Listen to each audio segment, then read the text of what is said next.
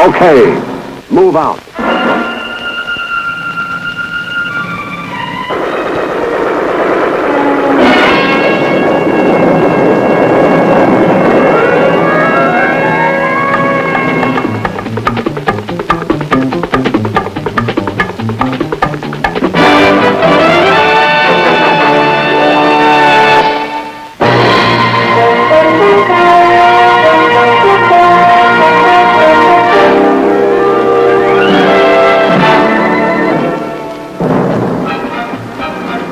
From out of the skies over Vietnam come the Screaming Eagles, the heroic paratroopers of the 101st Airborne Division. Their fabled exploits during World War II can never be forgotten. In December 1944, outnumbered and surrounded by the Germans at Bastogne, the men of the 101st courageously fought on. When the Germans ordered them to surrender or be annihilated, their acting commander, Brigadier General Anthony McAuliffe, gave the historic reply, nuts, and they stood until the Germans were defeated. It is in this same tradition that the men of the Screaming Eagles, 1st Brigade, today serve on the jungle battlefront of Vietnam.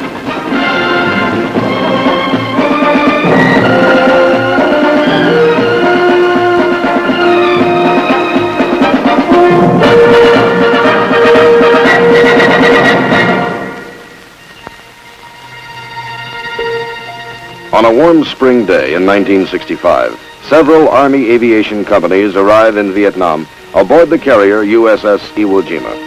It is the beginning of the Army's air mobility buildup, the first of the assault helicopters, which soon will fill the air over this embattled land.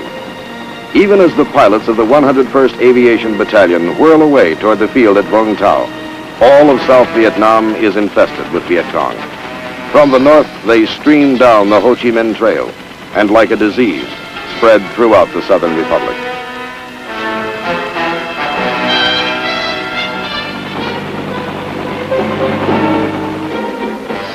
Into this setting come the first of the Screaming Eagles, the aviation crews of Company A, forerunners in the massive American military buildup to stop the communist enemy. For the Republic, this is a time of desperation.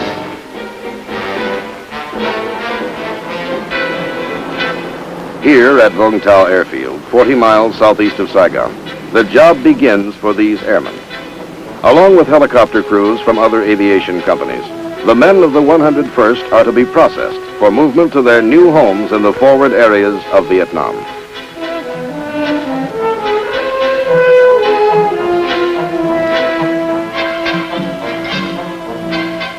Their mission now is to create the helicopter bases from which U.S. Army forces can be flown into combat against the Viet Cong.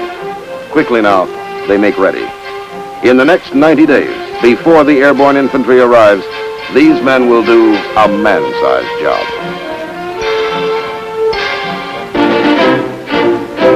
On the 29th of July, 1965, the 1st Brigade of the 101st Airborne Division arrives at Cam Ranh Bay.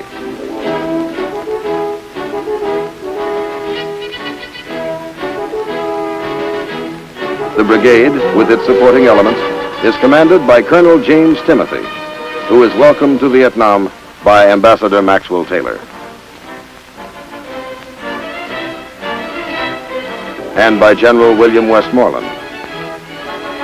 In the ceremonies which follow, Colonel Timothy gets his first look at the strife-torn shores of Vietnam. And for the first time, the brigade unfurls the proud emblem of freedom over the land it is here to protect.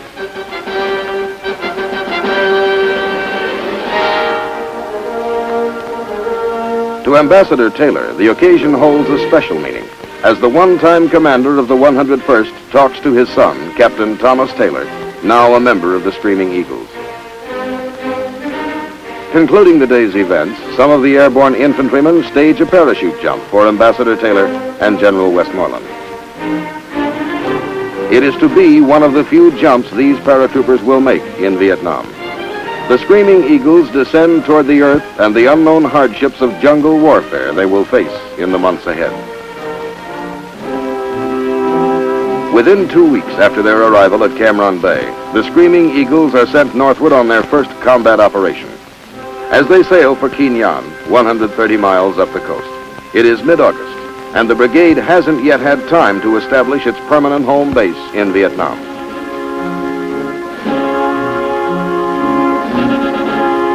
While the Vietnamese are celebrating the Lantern Festival, the men of the 327th and 502nd are moving inland from Kinh Nhon to An Khê in the Central Highlands. Their mission is to clear and secure the An Khê area as a base camp for the U.S. 1st Cavalry Division Air Mobile, which will be arriving from the United States in a matter of days.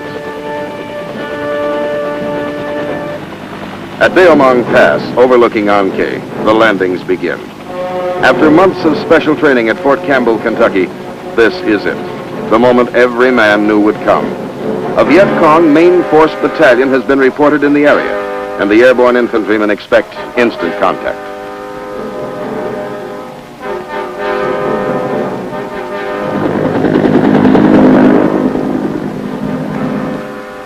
But it doesn't come. The Viet Cong are evasive, biding their time. It is an anticlimax for the men. This is their first lesson in Vietnam. No big battles when expected. Instead, a nagging war of attrition with primitive booby traps and snipers, small unit actions and ambushes in the jungle. Only when he thinks the situation is favorable will the enemy show himself in force.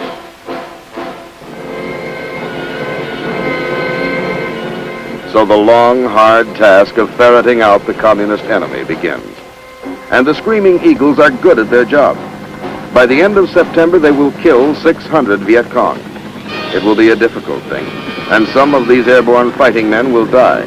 But the job, for this time, will be done.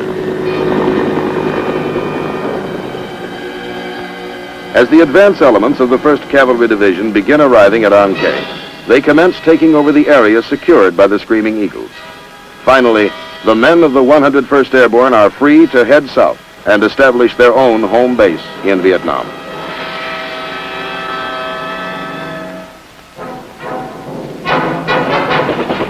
From An Khê and the Central Highlands, the brigade moves 170 miles to the coastal town of Phan Rang. This is to be their permanent camp, as soon as it can be built. Though weary from their campaign in the hill country, they work throughout October until the base at Phan Rang has been set up.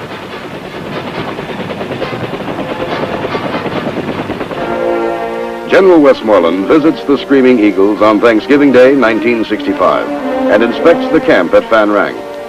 He is pleased with their performance at An Khê and congratulates them on a job well done. Even as he returns to Saigon, the brigade is conducting local search and clear operations. As the new year begins, the entire brigade is deployed to Tuy Hoa, 100 miles to the north in Phu Yen province. Known as the Rice Bowl, this is the richest rice-growing region in central Vietnam. From this fertile area come crops to feed all the people of central Vietnam.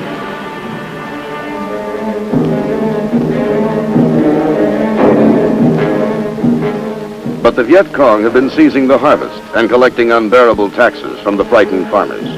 Now come the Screaming Eagles to protect the rice harvest and stop the Viet Cong. Codename Operation Van Buren. The orders read, search out the enemy in the Tuy Hoa sector and destroy him. This assignment will be tedious. The VC desert their dwellings and avoid confrontation with the Americans. Yet the district is infested with an enemy who makes night raids and continues to molest the farmers.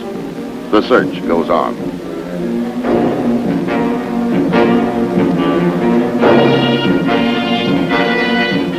Brigadier General Willard Pearson takes over command of the Screaming Eagles on the 29th of January, 1966. He steps up the pressure on the Viet Cong. Fire!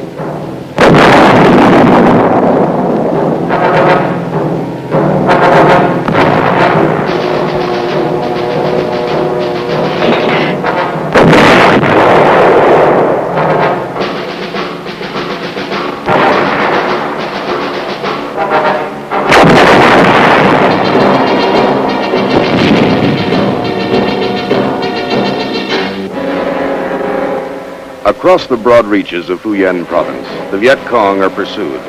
For the most part, they evade capture and withdraw to disappear in hidden underground sanctuaries. In the wake of U.S. military operations, the enemy rice raids diminish.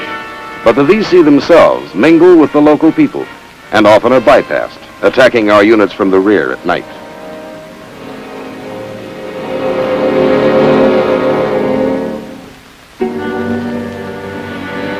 On 8 February, the Deputy Commander of the U.S. Military Assistance Command, Vietnam, Lieutenant General John Heinkes, comes to Tuy Hoa to personally evaluate the situation. What he sees convinces him that the enemy is well entrenched in the district, that it will require repeated efforts by the 101st to dislodge these communist guerrillas.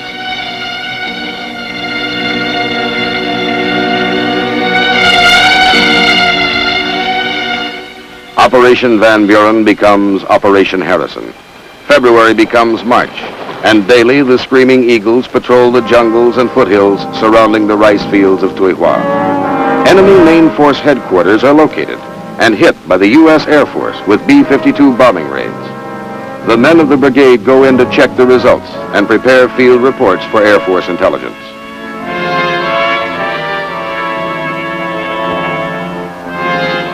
Daily they go out, and daily they return. In 90 days, the men of the brigade gain control of the Tuy Hoa region. Now operating in small units, they kill 516 hardcore Viet Cong troops between February and April. The rice crops are saved.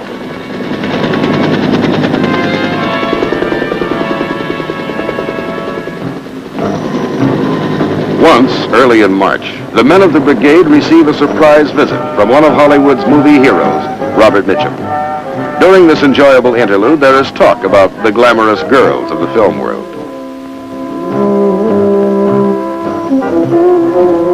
Mr. Mitchum is given the opportunity to fire some of the weapons of the real-life heroes in Vietnam.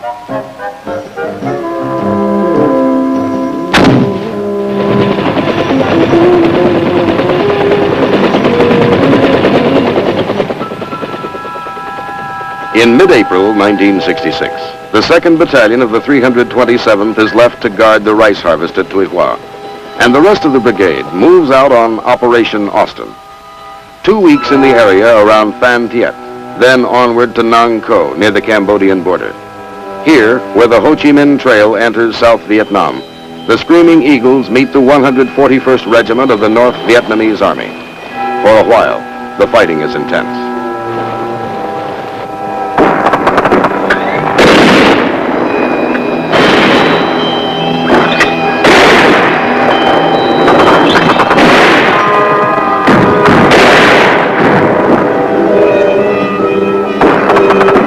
The 502nd Airborne Infantry takes a number of casualties.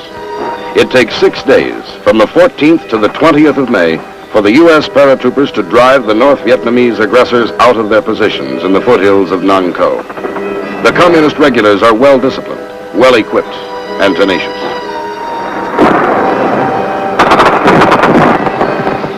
In spite of heavy ground fire, Army aviators get in with their dust-off helicopters, and the wounded are whisked away to safety. This is the enemy. When he was captured, he was carrying a machine gun made in Czechoslovakia. He won't be using it again. As for his comrades, they have been put to rout, and in their hasty flight they have dropped their arms. Over 100 of the North Vietnamese lie dead in the mountains. Victory at Nang Co is ours.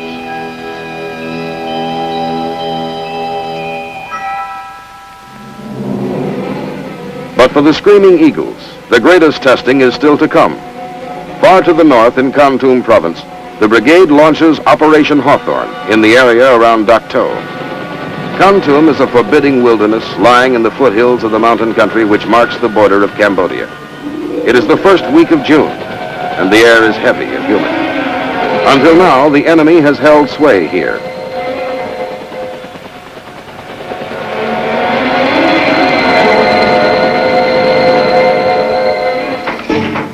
"30 miles north of the little town of Dak To, the airborne engineers erect a crude bridge. A few miles beyond lies an American Special Forces camp. It has been under siege by the Viet Cong for nearly a week. Supplies and ammunition are badly needed, and relief troops must get through. The first of the trucks, begins crossing.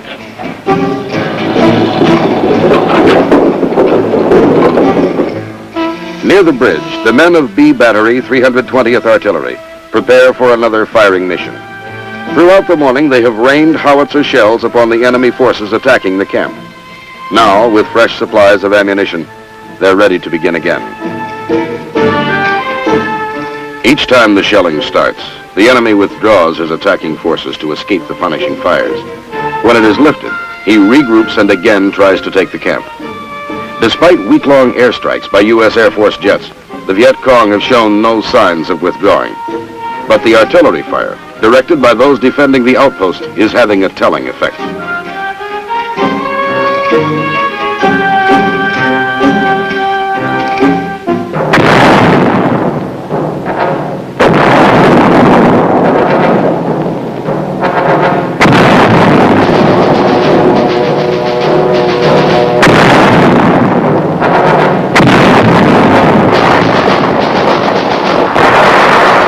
The screaming eagles are under fire.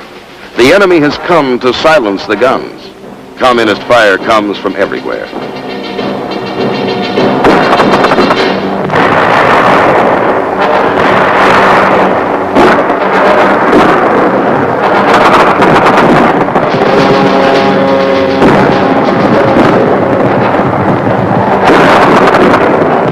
Out there, the enemy is creeping in. He will try to overrun the American positions. The waiting is agony.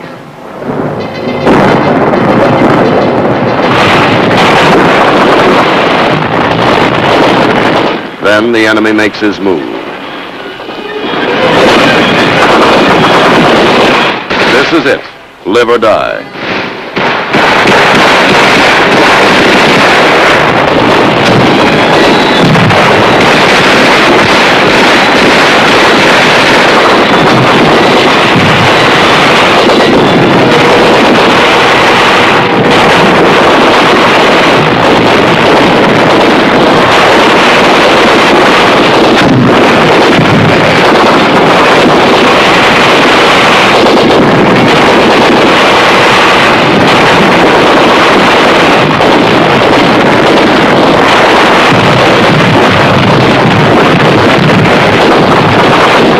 In the forefront, General Pearson, the boss, here in hell.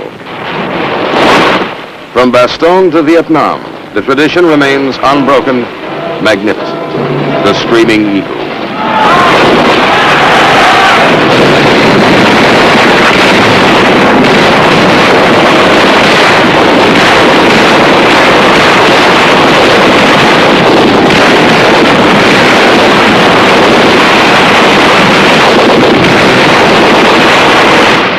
The battle wanes. A small part of Operation Hawthorne is over. Some of the men of the 101st will fight no more. But for this day, the bastions of freedom held. They came from the north, a full battalion. Their weapons, not ours, have been silenced.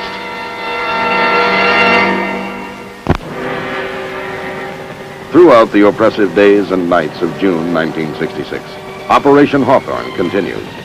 In the violent conflict which rages in Kon Tum province, the Screaming Eagles repeatedly beat back prize troop units of the North Vietnamese Army. In 16 straight days of combat, the brigade envelops the 24th North Vietnamese Army Regiment, and more than 500 of the communist aggressors are killed. It is the largest single battle of the war for the men of the 101st.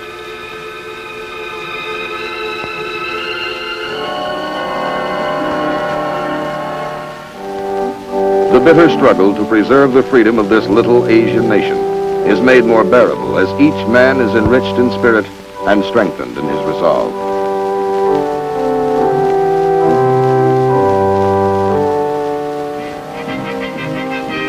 At last, the fighting is done.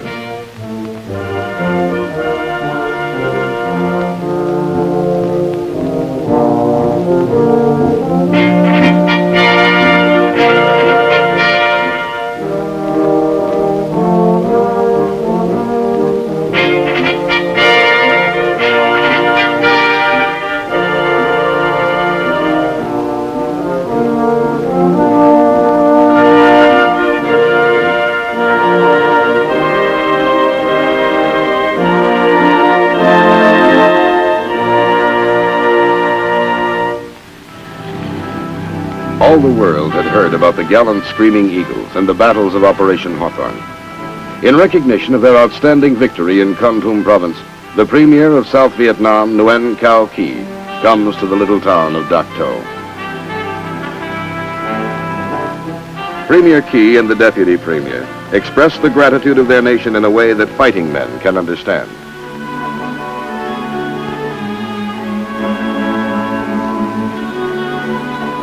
These are some of the weapons taken from the enemy, the premier is told. In the hands of the communists, the arms of China, Poland, Czechoslovakia, Russia, and even a variety of United States, French, and British weapons, which had fallen into those same enemy hands. Living evidence of the North Vietnamese regular army, 6 out of the 22 taken alive by the Screaming Eagles. Premier Ky confronts the aggressors. "You are lucky the Americans have taken you," he smiled.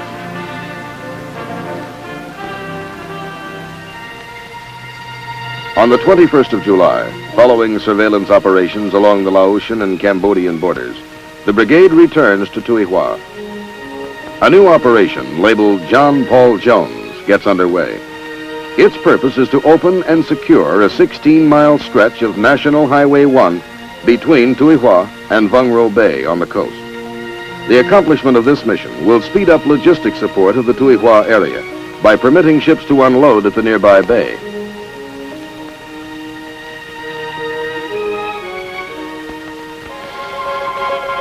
It begins with elements of the 502nd Infantry landing at the cliff-guarded Vung Ro Bay, where, without encountering resistance, they begin moving inland to link up with the oncoming units of the 327th.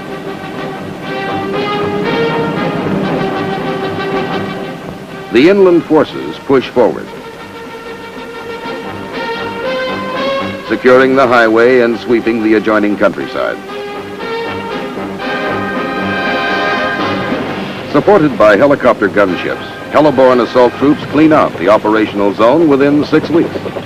By early September 1966, they have secured Vung Ro Bay and Highway 1 north to Tuy Hoa. Sweeping through the mountains, the brigade captures 40 North Vietnamese and Viet Cong and kills 209 others.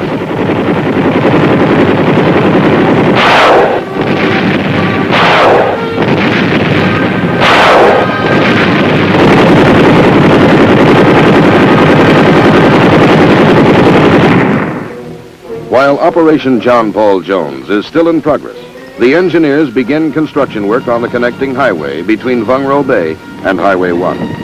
The Screaming Eagles have done their job well, and a new seaport is born.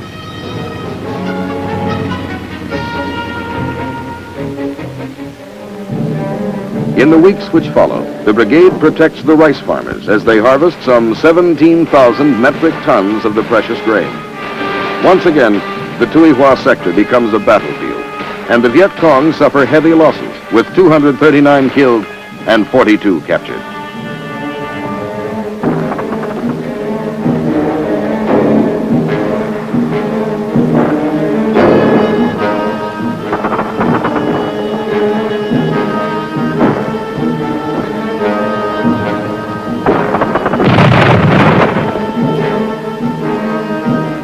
The Viet Cong have had enough. They are nowhere to be found.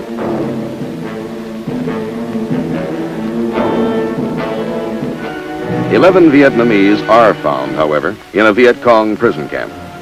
They have apparently received no medical attention while in the hands of the communists. Held by the Viet Cong for several months, their ailments range from open sores and skin infections to malnutrition, as well as deformities caused by unset broken bones. This man, a former Viet Cong who defected to the Republic and was later captured by the VC, cannot tell of his unspeakable nightmare with the enemy. On the 9th of December, the odyssey of the brigade continues. From Tuy Hoa, back up north to Kon Tum province. The Viet Cong have been cleared from Phu Yen province by this time, and the Screaming Eagles are moved to the north in a record 48 hours by the U.S. Air Force.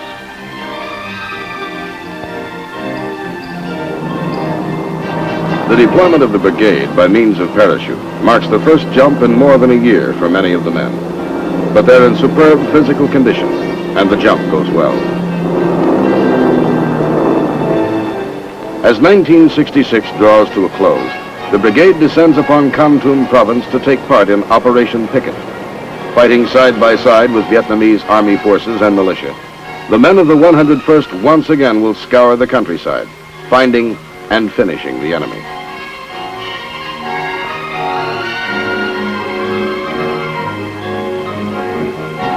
The operations in Kon province continue until the 21st of January, 1967. Then, after more than a year's absence from their home base at Van Rang, the brigade is ordered back for a rest. It seems a long time since the LSTs first moved the brigade up to Quignon as they headed for their first combat around Ankei. Now, the LSTs are taking them home.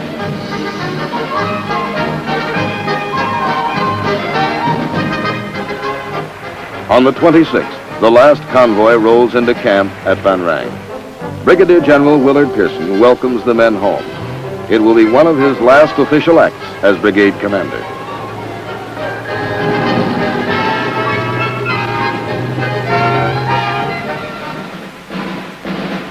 Two days later, General Pearson transfers command of the 1st Brigade, 101st Airborne Division to the new brigade commander, Brigadier General S.H. Matheson. The battle-hardened troops watch with solemn pride as Lieutenant General Engler pins the Legion of Merit on the uniform of their departing commander. So the Screaming Eagles bid farewell to the commander who led them in 14 combat operations from one end of Vietnam to the other. For the Screaming Eagles, as for the rest of the United States military forces in Vietnam, the valiant effort to keep that young nation free continues.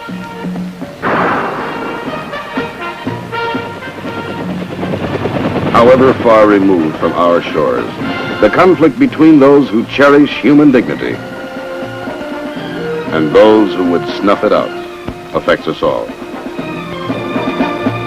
In this belief, the gallant men of the United States Army stand steadfast, not only in Southeast Asia, but wherever they may be asked to serve in freedom's cause.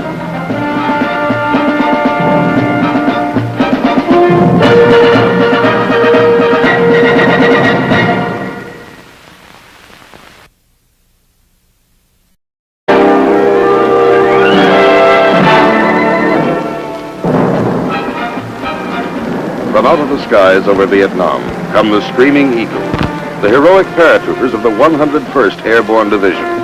Their fabled exploits during World War II can never be forgotten.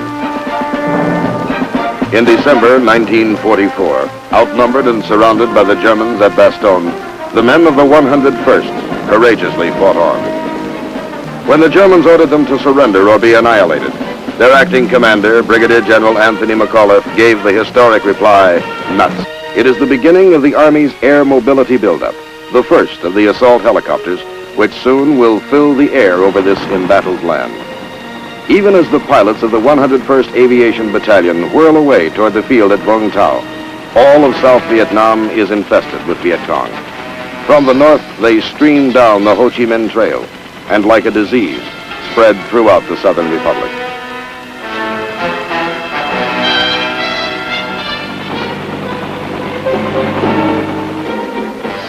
Into this setting come the first of the Screaming Eagles, the aviation crews of Company A, forerunners in the massive American military buildup to stop the communist enemy. For the Republic, this is a time of desperation.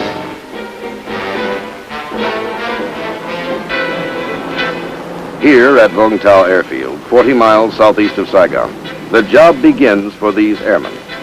Along with helicopter crews from other aviation companies, the men of the 101st are to be processed for movement to their new homes in the forward areas of Vietnam.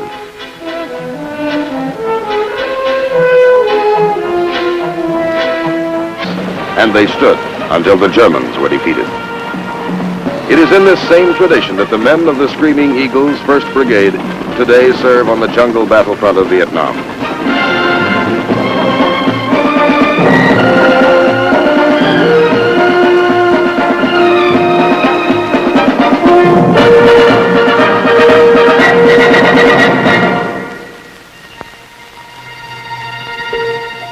On a warm spring day in 1965, several Army aviation companies arrive in Vietnam aboard the carrier USS Iwo Jima.